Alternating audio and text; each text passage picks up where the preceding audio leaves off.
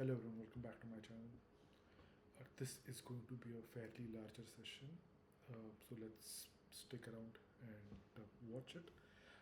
If you find it difficult to watch this at one go, please feel free to watch it in 1 week or 2 week or 1 month. That's alright as long as you absorb whatever the essence of the value that is being provided. Okay. Let's start. Now, this is everything you need to know about wealth, money, and building something real. Let's start. Chapter 1: What nobody told you about money. Most people spend their 30 years chasing money and end up confused why they still feel broke. Not broke in bank account, broke in some deeper sense. The salary went up, the apartment got bigger, the car got newer, and yet the anxiety never went away. The finish line always kept moving. Now, there are three things people confuse when they talk about getting rich: money and having wealth. Money is just a token, the way of transferring value from one person to another. It can be inflated anyway. It can be taxed, devalued, stolen. Chasing money is directly related to representation of the thing that is not the thing itself. Now, money is a made up thing based out of a paper. Now, what is status? Status is your rank in social hierarchy, your job title, your neighborhood, the car in the driveway. Status is basically a zero sum game. For you to go up, someone else has to go down. It is by definition the game built on other people's losing. What is wealth? Wealth is different. Wealth is assets that you earn while you sleep: a business, a code, a piece of media, equity in something, a real estate. Wealth is something that generates value without requiring for you to show up. That is, when you are sleeping, wealth is multiplying and wealth is compounding. A doctor with high salary is not wealthy in this sense. The moment the doctor stops working, the income stops. That is a high paying job. Nothing wrong about it. But it is not wealth. The doctor is still trading time for money, just at a higher rate than a construction worker. Wealth is when the asset works for you. The software that keeps selling, the rental that keeps collecting, the investment that keeps compounding. If you do not understand this distinction, you can spend your entire career climbing a ladder that is not leaning against the right wall. Let's go to chapter 2. You will never get rich renting your time. This is one sentence that should stop most people cold. You will never get rich renting out your time. This is something that we need to think about. Thinking about salary is actually a wrong thing, because salary is something that you get paid for you punching in time and you getting some work done, and not something that creates value in a long term. You are out of the project, you are out of the loop. That money stops then and there itself. You sell your block of hours for someone. The company buys them, they pay you a fixed rate. The rate can go up with promotions, experience, with negotiations. But the model stays the same, which is hours in, money out. The moment the hours stop, the money stops. The math is a hard ceiling. There is always a linear growth. There is no asymmetric growth towards it. There are so many hours in a day. You can work harder, you can charge more per hour, but you cannot multiply the hours. There is no leverage. There are only 24 hours. You have to sleep 8 hours, you have to work 8 hours, or at max 12 hours. But there is an end, you will get tired. Now, this is the most important point in the whole video. There are three types of leverage. For you to become successful, you need to have a leverage. Now, leverage is a concept that separates people who become wealthy from people who remain comfortable. As I said, there are three types of leverage. Two are old, one is new. Let's dig into deep. The old forms are labor and capital. Labor means other people working for you, capital means money working for you.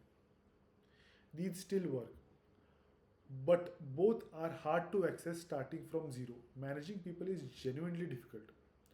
Raising capital requires either existing resources or existing connection. The new form is permissionless leverage. Code and media. If you write a piece of code that software can serve one person or 1 million people, with the cost to you is nearly identical. If you make a video, write a newsletter, record a podcast, it can reach 10 people or 10 million people. The marginal cost of adding reach is almost zero. Now, I remember a video from Dipinder Goyal uh, with Raj Samani. The amount of investment that they require to write a code for Zomato, be it 10 people use it or 10 million people use it, the infrastructure that they require, of course they would have to build infrastructure for 10 million people. How many people turn up is something that is debatable, but you would have to build something which could be scaled up regardless of the number of users. Okay, for the first time in human history you can build leverage without a factory, without a capital, without anyone's permission. A person with right knowledge and a laptop can reach the world. You do not need a gatekeeper to say yes. You just need to make the thing. This is not a small shift. This is the most democratizing and economic force in our history, which we are experiencing. The implication is direct. If you are working in a field where your output is strictly limited to your number of hours, where there is no version of your work that scales beyond your direct presence, you are working against the math, and the math always wins eventually. The goal is to find a model where your effort and your output are decoupled, where you can work once and get paid repeatedly, where the unit of value you create does not expire the moment you stop producing it. That is, once you stop working on it, the money shouldn't stop coming in. That decoupling is entire game. That you would have to decouple them. That is you working and you earning. Now let's go on to chapter 3, specific knowledge, what to build your career around. If leverage is the engine, specific knowledge is the fuel. Specific knowledge is what you know that almost nobody else knows or knows in quite the same way that you do. That is your moat. That is your right to win. It is the product of your particular combinations of interest, obsessions, experiences, and natural aptitudes stacked on top of each over the years. Now, this is something that you have expertise where nobody else can match you. Now, that could take years, that could take a couple of years, or that could take a couple of weeks. Genuinely, expertise is built over the number of years. But if you have a right kind of obsession and if you think about it all the time, you have multiple hundreds of scenarios about it each and particular day. That is how you reduce the number of years into couple of months or couple of couple of weeks. Now here is the critical part. Specific knowledge cannot be trained. If it could be trained, if there were like let's say 6-week course that produce it, then everyone would take the course and the market would immediately commoditize it. And once it get commoditized, now then there is a race to bottom. The value would disappear the moment it became widely accessible. What makes knowledge genuinely valuable is that it is irreplaceable. Someone else cannot simply acquire it what you know by taking a class or reading a summary. They would have to just be there in place of you with your particular obsession, your particular path, your particular years of thinking a specific problem from your lens, from your angle, cannot be replaced. This is why standard career advice tends to fail people. The standard advice is identify a hot industry, acquire the credentials for it, enter the market. The problem is that everyone else is running for the same algorithm. The hot industry is really hot because the money is pouring in. People are pouring in a lot of their degrees, credentials, and finding a solution which would help the company. Of course, the credentials are standardized because the knowledge has already been codified. You entered a crowded market with a generic profile. The outcome is predictable.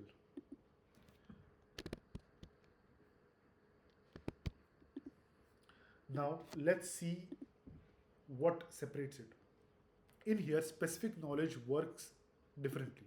If you don't find it by looking what's currently in demand, you find it by looking at yourself. Now there are two ways to look at this problem.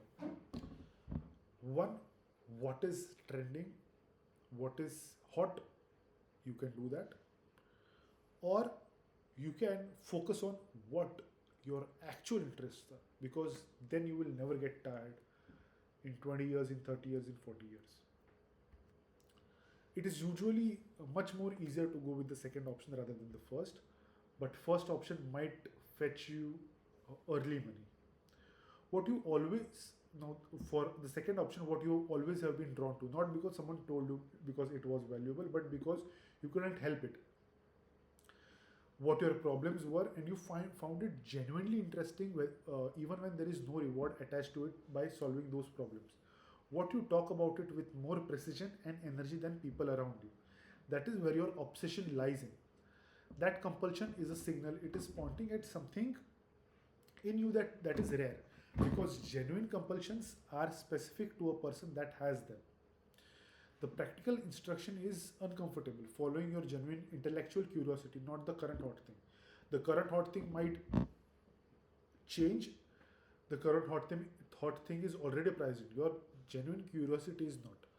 And you can price your genuine curiosity once you find solution or once you try to work around it. Now you setting the price. The specific knowledge often feels like play to you and not like work for everyone else. That's the gap. Because how easy feels it for you, it would feel that hard to others. And that is your edge, my friends. Find that gap, build inside it. Now let's go to chapter 4, the accountability. The thing most people avoid, and it is very difficult to replicate, because ownership and accountability is something that is not taught, it is developed, and only those people develop it who are serious to grow. Because there is a favorite quote of mine, which is, what you cannot measure cannot be progressed. I'm not sure who said it. Most probably Chris Williams might have said it. So have accountability of whatever work you do, whatever time that you spend in, be it you measure it weekly, fortnightly, monthly, quarterly, whatever that is. Be accountable. If you did not do any kind of work for past 3 months, take the ownership of it. You did not work, put in that kind of work in upcoming weeks. There is a pattern in people who consistently fail to move forward despite having enough talent. Mm, Uh, that now this is a classic example of potential being waste. Having potential is nothing. I would like to use much stronger words, but uh, I am advised not to, because that would not seem good for the longer run. But yes, potential is a wasted thing and a wasted term. Potential only is good in potential energy, which turns into kinetic energy. But human potential is something that you should not be looking at potential about someone else, your potential, how you might turn out. Potential is nothing but a simple word and nothing else. I do not want you to think anything more than that, because when potential actually turns into a realistic outcome, that is something that we should talk about rather than having some potentials. Let's take example of two people. One has great potential, one is from MBA from pretty good institute, one has completed his MBA from pretty decent institute or tier 3 institute.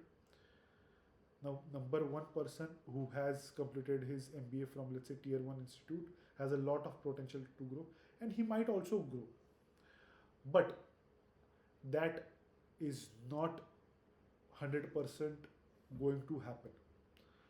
However, more hungrier you are, more chances of winning you are. Now, that is not potential. So please do not think about what potential you have. What I want you to think is what resources you have and how well you can execute it for you to grow ahead. Grow ahead in money, that is financially, then via health wise, via socially, via politically, via legally, grow in all ways in society, so that you are much better equipped when there are things which are out of your control. At that point of time, you can leverage your connections, you can leverage your social circle, you can leverage your money, you can leverage your power. Focus on those things and not on potential. Focus on the resources that you have and how well you are going to execute it. How much time you have, what strategies that you are going to take in. Okay? And always remember one thing, your, it is better for me to give you an example. Let's suppose you have set up a meeting with someone else, and you are going to go in that conference hall or conference meeting room, let's say 1 week post today. Your reputation reaches the room before you step into the room. So guard your reputation with whatever you have, because that is what is going to open your doors for anything that you want. Because once a reputation is gone, it takes years to build it. And to spoil a reputation, not 10 seconds also do not 10 seconds are also not required. Now it is a different ball game if someone tries to malign your image. That is a different thing. But whenever you are carrying yourself, don't try to use certain words, don't try to use certain language or certain body language that could harm your reputation. Now, let's turn to accountability. Now, there is a pattern in people who consistently fail to move forward despite having enough talent. Now, they never put their name on anything, they keep their real opinions off the record. They work inside institutions where credit and blame are both diffuse. They contribute to projects where nobody can tell exactly what they did. They're always part of a team where when things go well, and part of situations when things go badly. They always come in to take credits, and when things go south, they always try to pull in more people so that they are not the single person to take on the blame. Now this feels safe, this is also a trap. Number one rule, what my first manager told me, that Pratik, whenever you feel that you are sinking in or you are going to get into a problem, go try ask help. Go. Be it your team lead, be it your manager, be it your senior manager, be it anyone. Before the thing becomes a snowball or it catches a huge fire, involve as many people as you can and try to solve that problem and not sit just like that. Accountability is the price of outsized uh, outcomes. Now, when you put your name on your work, that is publicly, unmistakably, you take on real risk. If your work fails, you fail visibly. Visibly. This is uncomfortable in a way that most people spend their entire careers avoiding, because nobody would like to fail publicly. Everybody likes to win publicly, but if it's failing, people like to fail in private. But accountability does something critical. It dramatically raises the stakes. It dramatically raises the quality of your decisions. When your name gets attached to your outcome, you think more carefully. You think about your reputation. You are no longer performing for a committee, you are performing for your name. You are performing for a reality that gives you accurate feedback. Committees give you political feedback. Accountability is also how trust compounds. A person who has consistently put their name on their work, who has been right publicly, has been wrong publicly, has updated and kept going, accumulates credibility that anonymous contributors never will. Now, one thing that comes to my mind of how certain creators try to be accountable publicly, there could be hits or misses. It could, but I find them more or less good, which is uh, Ankur Wariku and Akshat Srivastav or Akash Srivastav.